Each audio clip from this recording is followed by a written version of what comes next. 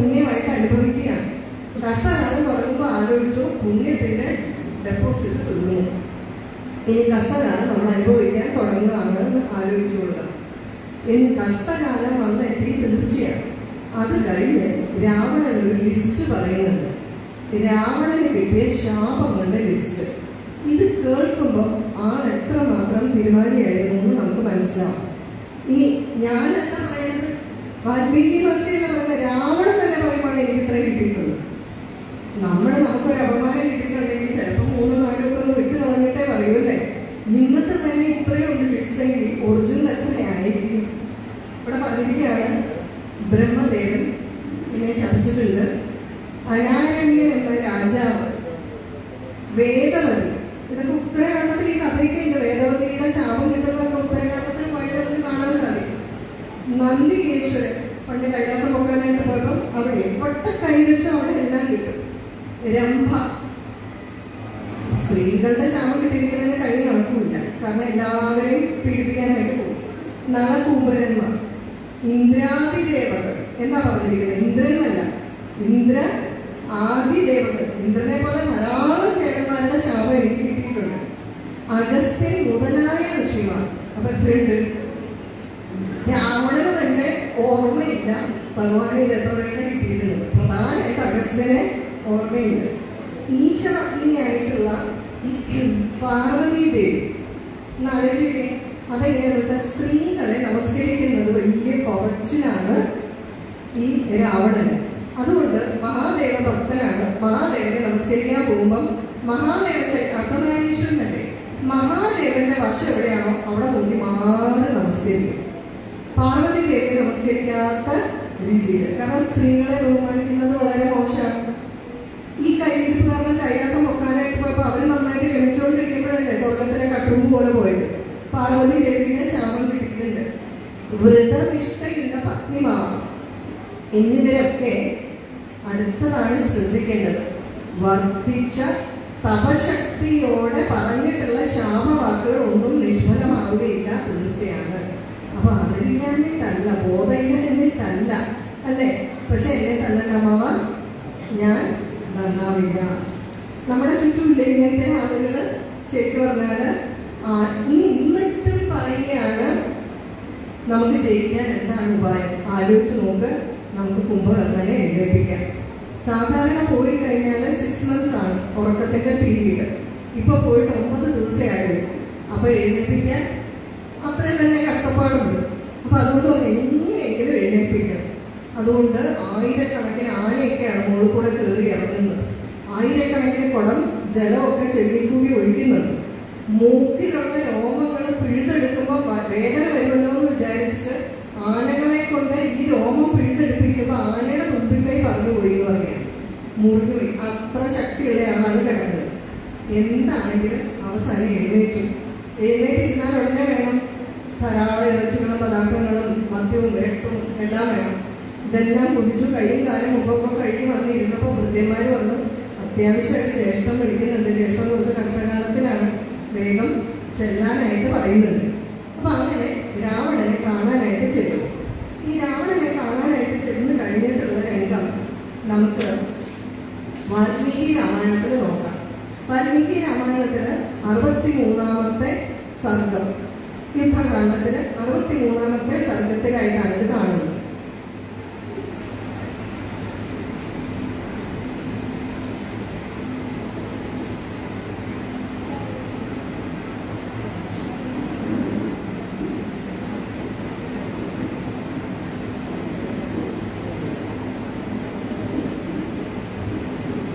ആദ്യത്തെ വരി കേൾക്കുമ്പോൾ തന്നെ നമ്മൾ അത്ഭുതപ്പെട്ടു പോകും.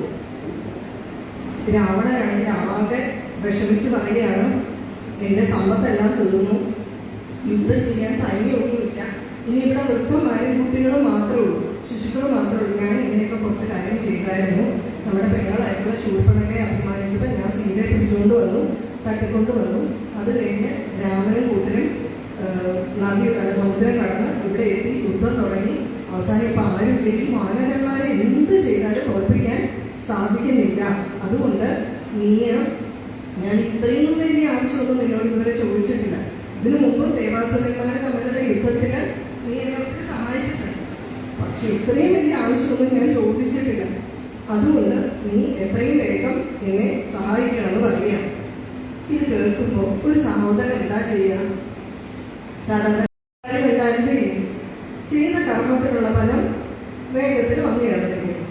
ഓ, നമ്മളിങ്ങനെയൊക്കെ പറയും, കൊടുത്താൽ കൊല്ലത്തിൽ കിട്ടും എന്നുള്ള രീതിയിൽ പറയുകയാണ്. അങ്ങനെയല്ല. കർമ്മഫലം വരുന്നതിൻ്റെ സ്പീഡിന് പ്രത്യേക ഗതിയുണ്ട്. അതായത് ചിലര് ചോദിക്കും, ഈ കർമ്മത്തില് ഈ ജന്മത്തില് നമ്മളൊരു കർമ്മം ചെയ്താൽ അതിൻ്റെ ഫലം ഈ ജന്മത്തിൽ തന്നെയല്ലേ അനുഭവിക്കേണ്ടത് എന്ന് ചോദിക്കും. എല്ലാം ഈ ജന്മത്തിൽ നമ്മൾ അനുഭവിക്കില്ല. പക്ഷെ അതിൻ്റെ കാറ്റഗറൈസേഷൻ എങ്ങനെയാണ് നമുക്കറിയില്ല, ഭഗവാനെ അറിയാം. നമ്മൾ ഈ ജന്മത്തിൽ ചെയ്തത് ഈ ജന്മത്തിലാണോ അടുത്ത ജന്മത്തിലാണോ അനുഭവിക്കുന്നതെന്ന് നമുക്ക് ഉറപ്പൊന്നുമില്ല. അപ്പൊ അതിൻ്റെ രീതി എങ്ങനെയാണെന്ന് വെച്ചാൽ കാലവും സന്ദർഭവും അനുസരിച്ചാണ് അലോക്കേഷൻ പോകുന്നത്. നമ്മൾ ഏത് കർമ്മം ചെയ്താലും അതിന് കറസ്പോണ്ടിങ് ആയിട്ടൊരു ഫലമുണ്ട്. ഇപ്പൊ ഈ കാലില് ആണിരോഗം ഉള്ളവരുണ്ട്. ഈ കാലിൽ ആണിരോഗം വളരെ ചെറുപ്പകാലം തൊട്ടേ വരുന്നതാണ്, അല്ലേ?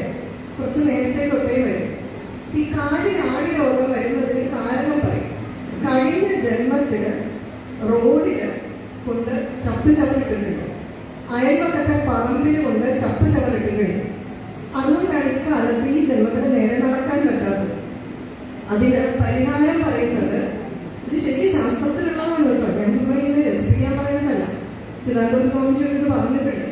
നമ്മൾ ചികിത്സ ചെയ്യണം, പക്ഷെ ചിലത് ചികിത്സ ചെയ്താലും പോവില്ല. കറസ്പോണ്ടിങ് ആയിട്ട് നല്ല ഒരു ജോത്സ്യനെ കണ്ടാൽ ചെയ്യുന്ന കർമ്മം പറയും. എന്ത് ചെയ്യണമെന്ന് വെച്ചാൽ പരസ്യമായിട്ട് പൊതുവഴി അടിച്ചു വരെ വൃത്തിയാക്കണം. ഇതും എല്ലാം കൂടെ ചെയ്ത് കൂടി ചേർന്നാലേ ഈ കർമ്മം പോകത്തുള്ളൂ. അപ്പൊ അതിനാണ് നമ്മൾ ഓരോ കർമ്മം ചെയ്യുമ്പോഴും ആ കർമ്മത്തിനൊരു കറസ്പോണ്ടിങ് ആയിട്ടുള്ള റിസൾട്ട് ഉണ്ട്. ആ റിസൾട്ട് ഈ ജന്മത്തിൽ അനുഭവിക്കാനുള്ള സാഹചര്യം ഉണ്ടെങ്കിൽ മാത്രമേ ഈ ജന്മത്തിൽ അനുഭവിക്കൂ. അല്ലെങ്കിൽ എന്ത് ചെയ്യും? That will transfer to your next ജന്മം. കാരണം എല്ലാത്തിനും ഒരു പ്രോസസ് ഉണ്ട്. ഒരു മാങ്ങ ഉണ്ടാകണമെങ്കിൽ മാവുണ്ടായി, പൂവുണ്ടായി, അത് കണ്ണിമാങ്ങയും മാങ്ങയും മാമ്പഴമാണ്, അല്ലേ? അത് ആ ഓർമ്മ പറ്റും, തിരിച്ചു വരാൻ പറ്റില്ല. അപ്പൊ നമ്മൾ പോകുന്ന പോക്കില് ചില കർമ്മങ്ങൾ, ഞാൻ ഇതിനൊരു ഉദാഹരണം പറയാം. ഒരിക്കലും ഭഗവാൻ സത്യസായി ബാബയുടെ ആശ്രമത്തില് ഒരു അമ്മയെ രണ്ട് സുന്ദരികളായിട്ടുള്ള പെൺകുട്ടികളുണ്ട്. എന്ത് ചെയ്ത ബാബ ഇതിനെ അവർക്ക് ദർശനം കൊടുക്കുന്നില്ല. അപ്പൊ അവര് പല വഴി കൂടെ പോയി കസ്തൂരി അദ്ദേഹത്തിനെ ഒന്നും സോപ്പിട്ടു. അപ്പൊ കസ്തൂരി അദ്ദേഹത്തിനോട് പറഞ്ഞു, ഒന്ന് എങ്ങനെയെങ്കിലും ബാബയുടെ ദർശനം റെഡിയാക്കി തരാം. കസ്തൂരി ഇങ്ങനെ സ്വാമിയുടെ സാഹചര്യമൊക്കെ നോക്കി അവിടെ പോയി പറഞ്ഞു. അപ്പൊ കസ്തൂരിയോട് സ്വാമി ചോദിച്ചു, നീ വിചാരിക്കുന്നുണ്ടോ അവര് വന്നത് ഞാൻ കണ്ടിട്ടില്ല എന്ന്? മാത്രമല്ല, നിനക്കറിയാൻ മേലാത്ത ഒരു കാര്യം കൂടി ഞാൻ പറഞ്ഞുതരാം, രണ്ട് പെൺകുട്ടികളും അന്ധരാണ് എന്നുകൂടി പറഞ്ഞു. വളരെ സുന്ദരികളായിട്ടുള്ള പെൺകുട്ടികളാണ്, അന്ധരാണ്. കസ്തൂരിക്കറിയില്ല, നീ വേണമെങ്കിൽ സംശയം ഉണ്ടെങ്കിൽ പോയി നോക്കിക്കോളൂ. എന്നിട്ട് പറഞ്ഞു, ഞാൻ എന്തുകൊണ്ട് അവരുടെ അടുക്കൽ പോകാത്തതെന്ന് വെച്ചാൽ ഇത് ആ അമ്മയുടെയും കുട്ടികളുടെയും കർമ്മഫലാണ്, അത് മാറ്റാൻ പറ്റില്ല. അതെന്ത് ചെയ്തു എന്ന് വെച്ചാൽ, ഈ അമ്മ കഴിഞ്ഞ ജന്മത്തിൽ ഒരു രണ്ടാനമ്മയായിരുന്നപ്പോൾ ഭർത്താവിന്റെ ആദ്യ ഭാര്യയുടെ കുഞ്ഞിലെ കണ്ണ് കുത്തിപ്പൊട്ടിച്ചു. ആ ഒരു ആദ്യത്തെ ഭാര്യയുടെ തന്റെ കുഞ്ഞിന്റെ കണ്ണ് ഇല്ലാത്തതിന്റെ വേദന അറിയണമെങ്കിൽ ഈ അമ്മയുടെ കണ്ണ് പോയാൽ പോരാ, അമ്മയുടെ കുട്ടികളുടെ കണ്ണ് കാഴ്ച പോയാലേ ആ വേദന മനസ്സിലാവും. അതിനെന്ത് ചെയ്യണം? ഇനിയിപ്പോ പ്രസവിക്കാൻ പറ്റില്ല, അടുത്ത ജന്മം എടുത്ത് കുട്ടികളുണ്ടാവും, അല്ലേ? അപ്പോഴത്തേക്കും പ്രായമായി, കുറച്ച് വയസ്സായിട്ടാണ് കുട്ടി പൊട്ടിച്ചെങ്കിലോ അടുത്ത ജന്മത്തിൽ വന്ന് ഈ കുട്ടികളുണ്ടായി. എന്നാൽ ഈ കുട്ടികളും ഇതുപോലെയുള്ള കർമ്മം എന്തോ ചെയ്തിട്ടുണ്ട്, കാഴ്ച പോകാൻ. അങ്ങനെയുള്ളവർ ഒന്നിച്ചു വരും. അല്ലാതെ ഈ അമ്മ ചെയ്തതുകൊണ്ട് മാത്രമല്ല കുട്ടികൾ അന്ധരായത്. കുട്ടികളുടെ പൂർവ്വജന്മകൃതമായിട്ടുള്ള ഫലമനുസരിച്ച് കുട്ടികളും അന്ധരാകാനുള്ള വിധിയുണ്ട്. അങ്ങനെയുള്ളവര് ഒന്നിച്ചു വരും. അപ്പൊ അതുകൊണ്ട് തന്നെ അതിന്റെ സമയവും കാലവും സന്ദർഭവും അനുസരിച്ചാണ് നമ്മൾ ഈ പുണ്യപാപങ്ങൾ ശരി പറഞ്ഞാൽ അല്ലെങ്കിൽ കർമ്മഫലങ്ങൾ നമ്മൾ അനുഭവിക്കുന്നത്. ഇനി അത് മാത്രമല്ല, ഈ പുണ്യഫലങ്ങൾ അനുഭവിക്കുന്നതിന് ഒരു രീതിയുണ്ട്. അതിന് ദൃഷ്ടഫലങ്ങൾ, അദൃഷ്ട ഫലങ്ങൾ എന്നൊക്കെ പറയും. ദൃഷ്ടഫലങ്ങൾ എന്ന് പറഞ്ഞാൽ നമ്മൾ ഈ ജന്മത്തിൽ ചെയ്താൽ ഈ ജന്മത്തിൽ തന്നെ അനുഭവിക്കും. ഇപ്പൊ ഉദാഹരണത്തിന് നമ്മൾ കൃഷി ചെയ്യും, കൃഷി ചെയ്താൽ അധികം വെണ്ടയ്ക്ക എടുത്ത് നമ്മൾ സാമ്പാർ ഉണ്ടാക്കി ഈ ജന്മത്തിൽ തന്നെ കഴിക്കും മിക്കവാറും, അല്ലേ? അല്ലെങ്കിൽ അതുപോലെ നമുക്ക് ഉണ്ടായിരിക്കണം. അപ്പൊ ചില കർമ്മങ്ങൾ ചെയ്താൽ ഈ മോശമായിട്ട് മാത്രമല്ലല്ലോ, കർമ്മം എന്ന് പറയുന്നത് നല്ല കർമ്മമുണ്ട്. ഏത് കർമ്മം ചെയ്താലും അതിന് ഫലമുണ്ട്. ദൃഷ്ടഫലങ്ങൾ എന്ന് പറഞ്ഞാൽ ഈ ജന്മത്തിൽ ചെയ്തു നമ്മൾ ഈ ജന്മത്തിൽ തന്നെ അനുഭവിക്കും. അദൃഷ്ടഫലങ്ങൾ എന്ന് പറഞ്ഞാൽ ഈ ജന്മത്തിൽ ചെയ്യുന്നത് വേറെ ഏതോ ജന്മത്തിൽ അനുഭവിക്കും. മാത്രമല്ല ഈ ജന്മത്തിൽ നമ്മൾ അനുഭവിക്കുന്നത് കഴിഞ്ഞ ജന്മങ്ങളിലേക്ക് കൂടിയാണ്. ശരിയല്ലേ? ട്രാൻസ്ഫർ ചെയ്ത് വരും. അപ്പൊ അദൃഷ്ട ജന്മത്തിന് ഒരു ഉദാഹരണം പറയാം. അദൃഷ്ട ഫലത്തിന് ഒരാള് അമേരിക്കക്കാരനാണ്, പക്ഷെ ഭാരതത്തിന്റെ സംസ്കാരത്തിലൊക്കെ വളരെ താല്പര്യവും ശ്രദ്ധയുണ്ട്. അദ്ദേഹത്തിന്റെ ഏറ്റവും വലിയ സങ്കടം ഭാരതത്തിൽ ജയിക്കാൻ പറ്റിയില്ലല്ലോ എന്നാണ്. അത് ആലോചിച്ച് സത്കർമ്മങ്ങൾ ചെയ്ത് അദ്ദേഹം മരിച്ചു. ഭാരതത്തിൽ ജയിക്കാൻ വേണ്ടി മാത്രമുള്ള സത്കർമ്മമൊന്നും ശാസ്ത്രത്തിൽ പറഞ്ഞിട്ടില്ല കേട്ടോ. ഞാനൊരു ഉദാഹരണം പറയുക. ഈ ഒരു ആഗ്രഹം അനുസരിച്ച് അദ്ദേഹം ധാരാളം കാര്യങ്ങൾ ചെയ്തു വയ്ക്കുക. അതിന്റെ ഫലം ഈ ജന്മത്തിൽ അനുഭവിക്കാൻ പറ്റുമോ?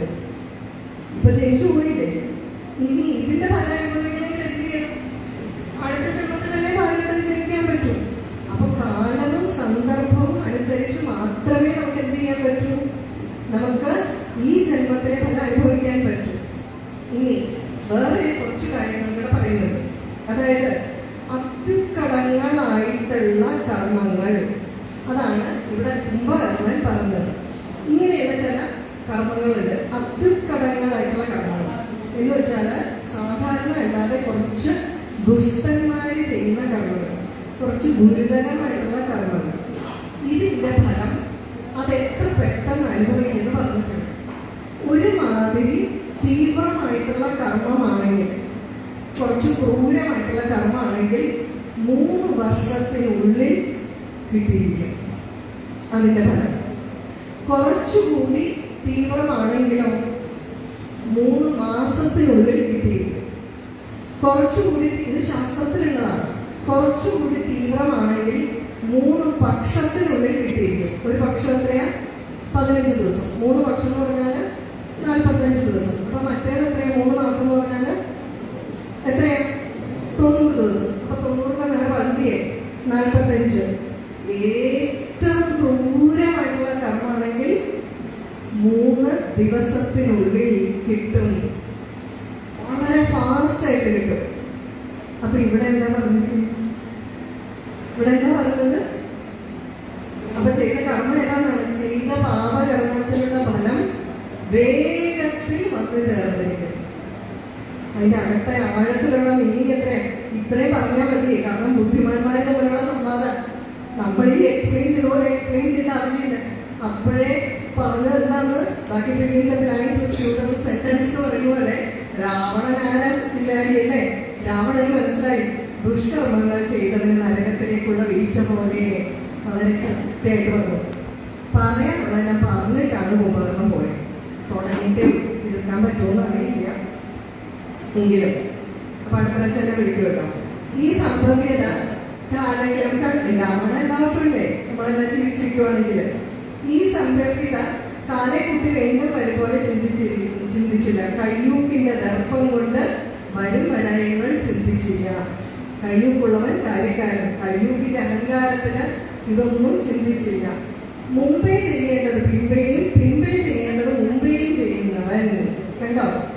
ഓരോന്നിനും അതിന്റെ സമയമുണ്ട്. മുമ്പേ ചെയ്യേണ്ടത് പിമ്പേ ചെയ്യുന്നവൻ. ഓരോന്നിനും അതിൻ്റെതായ സമയം. 2 വർഷം കഴിഞ്ഞാൽ ട്രംപ് ഇറങ്ങി പോവും, പുതിയ ആള് വരും. എന്നും നമുക്ക് ലോയലായിട്ട് നിൽക്കുന്നത് ആരാണ്? റഷ്യയാണ് നമ്മുടെ കൂടെ. റഷ്യയിൽ നിന്നാണ് നമ്മൾ ആയുധം വാങ്ങുന്നത്. റഷ്യയായിട്ട് ഉടമ്പടി വെച്ചാൽ നമുക്ക് തരുന്ന ഒരു ആയുധവും റഷ്യ നമ്മുടെ ശത്രു രാജ്യങ്ങൾക്ക് കൊടുക്കുന്നില്ല. അവർക്കും കൂടെ കൊടുത്താൽ പിന്നെ നമ്മളെ നന്നായിട്ട് ഇടാൻ കഴിയും, അല്ലേ? ഇവിടെ അതുകൊണ്ട് അവിടെ അതുകൊണ്ടെങ്കിൽ കാര്യമുണ്ടോ? അത്രമാത്രം സത്യസന്ധരായിട്ട് നിൽക്കുന്ന കൂട്ടുകാരനെ അവഗണിച്ച് ഇന്ന് വന്ന ഒരാളുടെ ഭീഷണിക്ക് മുന്നേ വഴങ്ങാൻ പറ്റുമോ? നമ്മള് ഒരു രാജ്യം കുംഭകർണ്ണൻ പറഞ്ഞിരിക്കുകയാണ്, സന്ധി ചെയ്യുന്ന അലയൻസ് നടത്തുന്നത് എങ്ങനെയാണ്? നമ്മളെക്കാളും ശക്തിയുള്ളവൻ വന്നാൽ അവനുമായിട്ട് കൂട്ടുകൂടണം, അവനുമായിട്ട് യുദ്ധം ചെയ്യാൻ പോകണം. അതന്നെ തനികയിടാതിരിക്കാൻ നല്ലത്.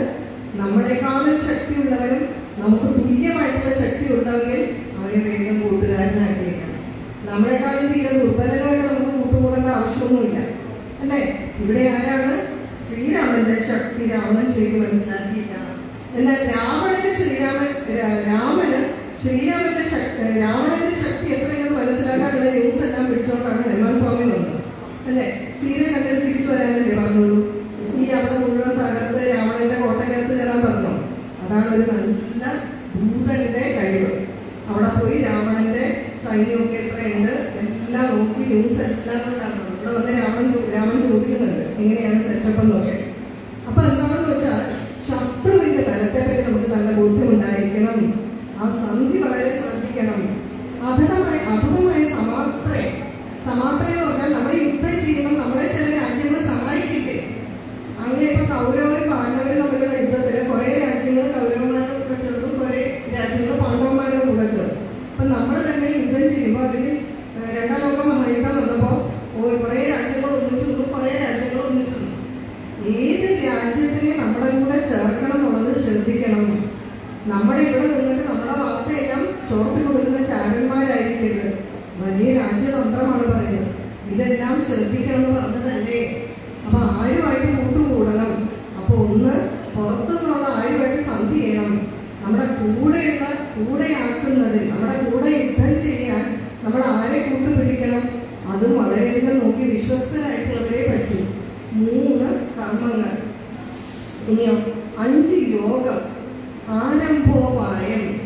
യുദ്ധം ആരംഭിക്കുന്നതിന്റെ ഉപായങ്ങൾ വളരെ ശ്രദ്ധിച്ചു വേണം. എന്തിനാണ് ശ്രീരാമൻ ചാതുർമാസമൊക്കെ കഴിഞ്ഞ് യുദ്ധം തുടങ്ങാൻ തീരുമാനിച്ചത്? അല്ലെ? ഉടനെ യുദ്ധം ചെയ്തോ?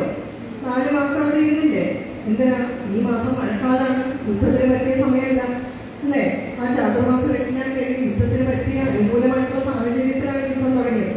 യുദ്ധം തുടങ്ങുമ്പോൾ വളരെയധികം സാഹചര്യങ്ങൾ അനുകൂലമാണോ ഇതെല്ലാം നോക്കിയിട്ട് മാത്രമേ യുദ്ധം തുടങ്ങാവൂ. പിന്നെ പുരുഷദ്രവ്യ സമ്പത്ത്. ഈ മിലിറ്ററി സൈന്യമൊക്കെ എത്രയുണ്ട്? പുരുഷന്മാരൊക്കെ എത്രയുണ്ട്? സൈന്യം എത്രയുണ്ട്? നമുക്ക് എത്ര ബലമുണ്ട്? ഇതിന്റെ കണക്ക് വേണം. ദ്രവ്യത്തിന്റെ സമയത്ത് ആയുധങ്ങളൊക്കെ വേണ്ടേ? ഇതിന്റെ എല്ലാം കണക്ക് എടുക്കണമായിരുന്നു. ആദ്യം ശത്രുവിനെ പഠിക്കണമായിരുന്നു. ശത്രുവിന്റെ മിലിറ്ററി എത്രമാത്രമുണ്ടെന്ന് മനസ്സിലാക്കണമായിരുന്നു. ദേശകാല വിഭാഗം. ഏത് ദേശത്തിനാണ് നമ്മൾ യുദ്ധം ചെയ്യുന്നത്? കാലം ഏതാണ്? നമ്മൾ ഈ ഫോറിൻ കൺട്രീസിൽ ചിലടത്തേക്ക് പോയാൽ ഇവിടെ നിന്ന് ചില വാക്സിനേഷൻ എടുക്കാതെ നമ്മളെ ഫ്ലൈറ്റ് കയറ്റും. 2 കാര്യങ്ങളുണ്ട്. എന്താണ്? ഒന്ന് നമ്മുടെ രാജ്യത്തിലുള്ള ചില പകർച്ചവ്യാധികളെ അവർ ആ രാജ്യത്തിലേക്ക് കൊണ്ടുപോകാൻ സമ്മതിക്കില്ല. പിന്നെ ആ രാജ്യത്തുള്ള പകർച്ചവ്യാധി ഇങ്ങോട്ട് വരാൻ പാടില്ല. അല്ലേ? അപ്പോൾ ഇപ്പൊ ഇന്നത്തെ ന്യൂസിൽ മറുനാടന്റെ ന്യൂസിലുണ്ട് ചിക്കൻ ഗുനിയ ഏതോ ഫോറിൻ കൺട്രീസിൽ വ്യാപിക്കുന്നത്. അതൊക്കെ പണ്ടേ അനുഭവിച്ച് തീർത്തതാണ്. അല്ലെ? അവിടെ ഇപ്പൊ അത് വരുന്നു. എന്ത് മാരകമായിട്ടുള്ള ഒരു അസുഖമാണ് ചിക്കൻ ഗുനിയ. ഒന്ന് ആലോചിച്ച് നോക്കിയേ. അപ്പൊ എന്താണെന്ന് വെച്ചാൽ പകർച്ചവ്യാധിയുള്ള ഒരു രാജ്യത്തിലേക്ക് യുദ്ധം ചെയ്യാൻ പോകരുത്. ശരിയല്ലേ? നമുക്ക് എന്ത് സംഭവിക്കും? മരുഭൂമിയിലൂടെ യാത്ര ചെയ്യേണ്ടതാണെങ്കിലോ അത്രയും പിടിച്ചു നിൽക്കാൻ പറ്റുമോ? ഇനി ആ രാജ്യത്തിലേക്ക് പോകുമ്പോൾ ജലം നദി കടന്നിട്ട് പോകണമെങ്കിൽ അതിനുവേണ്ട നേവി നൗകകളൊക്കെ വേണ്ടേ? ഇതെല്ലാം വളരെ ആലോചിച്ച് വേണം ചെയ്യാന്ന് പറഞ്ഞിരിക്കുകയാണ്. ദേശകാല വിഭാഗം. വിനിപാത പ്രതീകാരം. പ്രതീകാരം എന്ന് പറഞ്ഞാൽ നമ്മൾ പ്രതീക്ഷിക്കാതെ പെട്ടെന്ന് വിനിപതിക്കുന്നത്. അതിനെയാണ് നമ്മളെങ്ങനെ പ്രതികരിക്കുന്നത്? ആകസ്മികമായിട്ട് ചില സിറ്റുവേഷൻസ് വരാം. അല്ലെ? വളരെ നമ്മൾ പ്രതീക്ഷിക്കാത്ത സിറ്റുവേഷൻസ് വരുമ്പോൾ അതിനെ നമ്മൾ എങ്ങനെ കൈകാര്യം ചെയ്യണം. പിന്നെ കാര്യസിദ്ധി. ഇതിനോട് ഇറങ്ങി പുറപ്പെടുന്നത് എന്തിനാണ്? ഇതൊന്നും വല്ല കാര്യസിദ്ധി ഉണ്ടോ? ഇത് നമ്മൾ മഹാഭാരതം നോക്കിയാൽ അറിയാം. അർജുനനെ യുദ്ധം തുടങ്ങുന്നതിന് മുമ്പായിരുന്നു യുദ്ധം കഴിഞ്ഞിട്ട് എല്ലാരെയും കൊന്നു കഴിഞ്ഞ് പിന്നെ നിലവിളിയോ. ശ്രീകൃഷ്ണൻ പോയി പറഞ്ഞിട്ട് പോലും കേൾക്കുന്നില്ല. യുദ്ധത്തില് സൈനികർക്ക് അല്ലെങ്കിൽ രാജാവിന് ആരെ വേണമെങ്കിലും കൊല്ലാൻ പാപ്പയില്ല കൃഷ്ണൻ പോയി പറഞ്ഞാൽ യുധിഷ്ഠിരൻ സമ്മതിക്കില്ല. അവസാനം അതുകൊണ്ടാണ് 2-3 വർഷമേലും ഒരു യാഗമൊക്കെ നടത്താൻ അവസാനം ശ്രീകൃഷ്ണൻ പറഞ്ഞത്. അപ്പൊ എന്നിട്ട് യുധിഷ്ഠിരൻ പറയുന്നത് ഞാൻ വെറുതെ യുദ്ധം ചെയ്തതിന്റെ ബന്ധുക്കളെല്ലാം ഞാൻ ഒരു കാര്യമില്ല, ഞാൻ പോവാറുണ്ട്. അല്ലേ?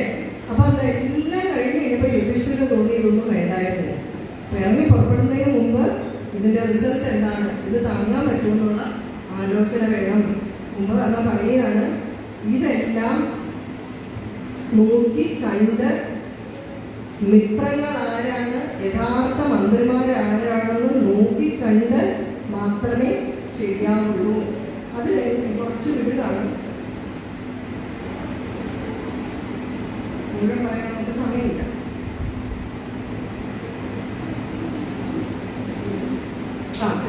ഇനി പറഞ്ഞിരിക്കുകയാണ്, ഈ മന്ത്രിമാര് എങ്ങനെയുള്ള സ്വഭാവത്തോടു കൂടിയുള്ളവരാണെന്ന് മനസ്സിലാക്കണം. പശുബുദ്ധികളായ, അതായത് മന്ത്രിമാർക്ക് കാശുണ്ടാക്കണം, സ്ത്രീകളെ പൊടിക്കണം, ആഹാര വിഹാര നിദ്ര മൈഥുനം, നല്ല സുഖഭോഗങ്ങളിൽ ലക്ഷൂറിയസ് ആയിട്ട് കിടന്നുറങ്ങണം, നല്ല നല്ല വിദേശ രാജ്യങ്ങളൊക്കെ സഞ്ചരിക്കണം, സ്ത്രീകളുമായിട്ടുള്ള അവിഹിത ബന്ധങ്ങൾ, ഇതെല്ലാത്തിനും താല്പര്യമുള്ള 4 ജന്തു വ്യാപാരങ്ങൾ മാത്രമുള്ളവരായി നീതിശാസ്ത്രം അറിയാതെയുള്ള മന്ത്രിമാർ, അല്ലെങ്കിൽ രാമായണത്തിന് പറഞ്ഞിരിക്കുന്ന കേട്ടോ, നീതിശാസ്ത്ര തത്വങ്ങൾ അറിയാതെയുള്ള മന്ത്രിമാർ. ഈ ഒരു രാജ്യം എങ്ങനെ ഭരിക്കണം എന്നുള്ളതൊന്നും അറിയാം. ഇങ്ങനെ മന്ത്രിമാർ ഉപദേശകർത്താക്കളായാൽ, നമ്മുടെ മന്ത്രിമാർക്ക് മുഖ്യമന്ത്രിക്കൊക്കെ ധാരാളം ഉപദേശകരുണ്ടല്ലോ, ഇവർ ഉപദേശകർത്താക്കളായാൽ അവർ എല്ലാം അറിയുന്ന മട്ടിൽ പലതും പറയാമോ. അവർ പറയുന്ന കേട്ടാൽ നമുക്ക് തോന്നും വളച്ചൊടിച്ച്, അല്ലെ, നല്ല ഭാഷയിലൊക്കെ പറയുന്ന കേട്ടാൽ തോന്നി ഇതേപോലെ ലോകത്തിന് ആരുമില്ല. കണക്കെടുത്ത് സ്റ്റാറ്റിസ്റ്റിക്സ് നോക്കുമ്പോഴാണ് ചീട്ടുകൊട്ടാരം പോലെ മുഴുവൻ പറയുന്നത്. കഴിഞ്ഞ ദിവസം ആരൊക്കെ വലിയ പവർ പോയിന്റ് പ്രസന്റേഷൻ ഒക്കെ നടത്തിയില്ലേ? പവർ പോയിന്റ് പ്രസന്റേഷൻ ഒക്കെ നടത്തി കഴിഞ്ഞിട്ടല്ല, ഒരു ദിവസം പോലും കണ്ടില്ല. പക്ഷെ ഞാൻ വിചാരിക്കുന്നത്, ഈ മുന്നിലിരിക്കുന്ന എല്ലാവരും മണ്ടന്മാരാണെന്ന് വിചാരിച്ചുകൊണ്ട് എങ്ങനെ ഇങ്ങനെയൊക്കെ ചെയ്യാൻ പറ്റുന്നു? നമ്മളെ കേൾക്കുന്നവർക്ക് കുറച്ച് ബുദ്ധി ഉണ്ടെന്നുള്ള ചിന്ത വേണ്ടേ, അല്ലേ? ഞാനിവിടെ കൂടുതൽ രാഷ്ട്രീയം പറയുമ്പോൾ നിങ്ങൾക്ക് എത്ര ഇഷ്ടപ്പെടുന്നു എനിക്കറിയില്ല. എന്റെ രാഷ്ട്രീയം പറയാനുള്ള സ്വാതന്ത്ര്യം എനിക്കുണ്ടല്ലോ, നിങ്ങൾക്ക് വേണമെങ്കിൽ സ്വീകരിച്ചാൽ മതി. അതുകൊണ്ടാണ്. പക്ഷേ എത്ര മാത്രം അറിയാവുന്ന മട്ടിൽ പറഞ്ഞാലും അവർ പറയുന്നത് എന്തായിരിക്കും? പലപ്പോഴും അറിയുന്ന ഭാവത്തിൽ പറയും. അവർ പറയുന്നത് സത്യമായിരിക്കില്ല. ബുദ്ധിമാന്മാരായ ശത്രുക്കളോട് ചേർന്ന് അവരെന്ത് ചെയ്യും? നമ്മുടെ കൂടെ നിൽക്കുന്നതായിട്ട് ഭാവിക്കും ഈ മന്ത്രിമാരൊക്കെ. എന്നിട്ട് ശത്രുക്കളോട് കൂടി ചേർന്ന് നമുക്കിട്ട് പാരപഴയും. എന്താണ് പറഞ്ഞിരിക്കുന്നത്? അവർ സ്വന്തം സ്വാമിയെ വിനാശത്തിലേക്ക് നയിക്കുന്നു, ഹിതത്തിന് വിപരീതമായിട്ട് ചെയ്യിച്ചു. അവർക്ക് പ്രിയമായിട്ടുള്ളത് അവര് ചെയ്യും. എത്ര കാര്യങ്ങളാണ് കുംഭകർണ പറഞ്ഞു കൊടുക്കുന്നത്. ഓഗസ്റ്റ് 10-ാം തീയതി ഇതിന് പ്രയോജനമുണ്ടോ? ഇല്ലേ? ശരിക്കും പറഞ്ഞാൽ രാമായണം എത്തിയ കാലത്തെ കൂടെ റെലവൻസ് ഇപ്പോഴല്ലേ? ശരിക്കും ആലോചിക്കേ, അന്ന് ഈ ഒരു പ്രശ്നമേ ഉണ്ടായിരുന്നു. ഒന്ന് ആലോചിക്കേ, നമ്മൾ പറയും രാമായണം ഔട്ട്ഡേറ്റഡ്. രാമായണത്തിന്റെ പ്രസക്തി കാലം കഴിയുമ്പോൾ കൂടി വരിക. ഒരു സീതയാണ് തട്ടിക്കൊണ്ടുപോയത്, അല്ലേ? ഇന്ന് എത്ര ഗോവിന്ദചാമിമാരാണ്? ഇന്നാണ് ഇതിന്റെ രാമായണത്തിന്റെ പ്രസക്തി കൂടി വരുന്നത്. ഇനി കൂടി വരത്തേ ഉള്ളൂ. അതുകൊണ്ടാണ് വാൽമീകി മഹർഷി പറയുന്നത്, മഞ്ഞിൽ പുഴകൾ ശൈലങ്ങൾ ഇവ നിൽക്കുന്ന നാൾ വരെ രാമായണ ഉപാഖ്യാനം പാരായണം പ്രചരിക്കുകയും. രാമായണത്തിന്റെ ഫലശ്രുതിയിൽ പറഞ്ഞിരിക്കുകയാണ്, രാമായണം എത്ര കാലം നിലനിൽക്കും? അതിന് ഉദാഹരണം പറഞ്ഞാൽ എന്താണെന്നറിയോ? ഭൂമി പർവ്വതങ്ങളും നദികളും ഉള്ളിടത്തോളം കാലം രാമായണം നിലനിൽക്കും. ഭൂമിയിൽ പർവ്വതം ഇല്ലാത്ത കാലം, നദികളില്ലാത്ത കാലം നമുക്ക് സങ്കല്പിക്കാൻ പറ്റുമോ? കാണും, പക്ഷെ അങ്ങനെ സങ്കല്പിക്കാൻ പറ്റുമോ പെട്ടെന്നൊക്കെ? അത്ര കാലം രാമായണം നിലനിൽക്കുന്നു പറഞ്ഞാൽ പുസ്തക രൂപത്തിലിരിക്കുന്നല്ല, രാമായണത്തിലെ ആശയങ്ങൾക്ക് പ്രസക്തി ഉണ്ടെന്ന് അർത്ഥം. അതാണ് നമ്മൾ അതിൽ നിന്ന് മനസ്സിലാക്കേണ്ടത്. എന്നിട്ട് പറയുകയാണ്, വേണ്ടുപോലെ ആലോചിക്കാതെ കാര്യങ്ങളിൽ ഏർപ്പെട്ടാൽ എന്താണ്? ശത്രുക്കൾ അവന്റെ മഴയിലേക്ക് ചെയ്യും. അതുകൊണ്ട് ആലോചിച്ച് അത് പെരുമാറാത്തതിന്റെ പ്രശ്നമാണ് ഇവിടെ സംഭവിച്ചത്. അങ്ങനെയുള്ളവനെ ശത്രുവെന്ന് നശിപ്പിക്കും. അതുകൊണ്ട് വേറെ വഴിയൊന്നുമില്ല. അവ എൻ്റെ പത്നിയും എൻ്റെ അനുജനും ആരൊക്കെയാ? മണ്ഡോദരിയും വിഭീഷണനും അങ്ങേക്ക് ഹിതകരമായിട്ടുള്ള ഉപദേശം നൽകി. ഇപ്പൊ ഞാനും തരും, പക്ഷെ അങ്ങ് എന്തിച്ചിരിക്കുന്നു അത് ചെയ്യുക. ഇതാണ് കുംഭകർണ പറഞ്ഞത്. കേട്ടോ? എന്നിട്ട് ഇല്ല, ദേഷ്യം കോപം കൊണ്ടൊക്കെ ജ്വലിക്കുകയാണ്. ജ്യേഷ്ഠൻ എന്ന് പറഞ്ഞാൽ അവനപ്പം എല്ലാ തത്വവും പുറത്തെടുക്കും. പഠിച്ച തത്വം വേണ്ട സമയത്ത് രാവണൻ ആവശ്യമുള്ള മാത്രം എടുക്കും, ബാക്കി എടുക്കില്ല. ഇവിടെ പറഞ്ഞ എന്താണെന്നറിയാം? ജ്യേഷ്ഠൻ എന്ന് പറഞ്ഞാൽ ആചാര്യനെ പോലെയാണ്. അപ്പൊ ആചാര്യനെ ഓർത്തുകൊണ്ട് ഇങ്ങനെയൊക്കെ പറയാമോ? അതുകൊണ്ട് നീ ഇതൊന്നും പറയാൻ പാടില്ല. അവിടെ നോക്കി വേദതത്വങ്ങളൊക്കെ പുറത്തെടുത്തു. എന്നിട്ട് നീ ഇതൊക്കെ പറഞ്ഞു. ഈ സമയത്ത് നീ ഇപ്പം എന്നെ ഉപദേശിക്കുകയൊന്നുമല്ല ചെയ്യേണ്ടത്. പറ്റുമെങ്കിൽ നീ യുക്തമായിട്ട് ചെയ്ത് നിന്നെ സഹായിക്കണം. Fast is fast. രാവണൻ പറയും കഴിഞ്ഞൊക്കെ കഴിയും, നീ അതിനെപ്പറ്റി ഒന്നും ചിന്തിച്ചിട്ട് കാര്യമില്ല, പറ്റുമെങ്കിൽ വന്ന് യുദ്ധം ചെയ്യുക. അപ്പൊ കുംഭകർണൻ പറയുന്നു, അങ്ങയോടുള്ള സ്നേഹത്തിന്റെ പുറത്തു മാത്രം ഞാൻ ശ്രീരാമനുമായി യുദ്ധം ചെയ്യാം. കുംഭകർണൻ തന്റെ അവസാനം നന്നായിട്ട് അറിയാം. പക്ഷെ തന്റെ സഹോദരനോടുള്ള സ്നേഹം നിമിത്തം എന്നാലും അത് ശരിയാണെന്ന് നമ്മൾ പറയില്ല. വിഭീഷണൻ ചെയ്തതാണ് ശരി. വിഭീഷണൻ കൂടി ഇതുപോലെ യുദ്ധം ചെയ്തിരുന്നെങ്കിൽ പിന്നെ ലങ്കാരാജ്യത്തിന് ആരാ പിന്നെ ഭരിക്കാനുള്ളത്? വിഭീഷണൻ എന്താ ചെയ്തത്? മുഖ്യധർമ്മം ഗൗണധർമ്മമുണ്ട്. ഏറ്റവും പ്രധാനപ്പെട്ട ധർമ്മം വേണം. രണ്ട് ധർമ്മം ഒന്നിച്ച് വന്നാൽ ചെയ്യാൻ. ഒന്നിന് സഹോദരന്റെ കൂടെ നിൽക്കണം, അല്ലെങ്കിൽ ഈശ്വരന്റെ കൂടെ നിൽക്കണം. ഏത് ചെയ്യണം? ഏതാ മുഖ്യധർമ്മം? ഈശ്വരന്റെ കൂടെ. കാരണം വിഭീഷണൻ അറിയാം ഈശ്വരനാണ്. ഈശ്വരന്റെ കൂടെ നിൽക്കുമ്പോൾ ധർമ്മം ഏതാണെന്ന് ആലോചിക്കേണ്ട ആവശ്യമുണ്ടോ? ഈശ്വരൻ എവിടെയാണോ നിൽക്കുന്നത് അതാണ് ധർമ്മം. അർജുനൻ അതാണ് ചെയ്തത്. അർജുനൻ പറഞ്ഞു, ഞാനെന്നെ കൂടുതൽ ആലോചിക്കേണ്ടത് കൃഷ്ണന്റെ കൂടെ നിന്ന് കഴിഞ്ഞാൽ അത് മതിയല്ലോ. പിന്നെ നമ്മൾ ഈ അനാലിസിസ് പാർട്ടിലേക്ക് പോകണം. ധർമ്മം ഏതാണ്?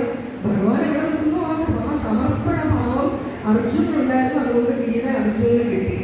വിഭീഷണനും ആ സമർപ്പണ ഭാവം ഉണ്ടായിരുന്നു. അതുകൊണ്ട് ഭഗവാൻ എന്ത് ചെയ്തു? ഇതുകൂടി പറഞ്ഞ് സമർപ്പിക്കാം. അതുകൊണ്ട് ഭഗവാൻ നേരത്തെ വിഭീഷണനെ അഭിഷേകം ചെയ്തു. അതും കാണാം. എവിടെ നോക്കിയാലും ശ്രീരാമൻ യുദ്ധത്തിന് പുറപ്പെടുന്നതിന് മുമ്പേ അവരെ പിടിച്ച് രാജാവാകും അല്ലേ?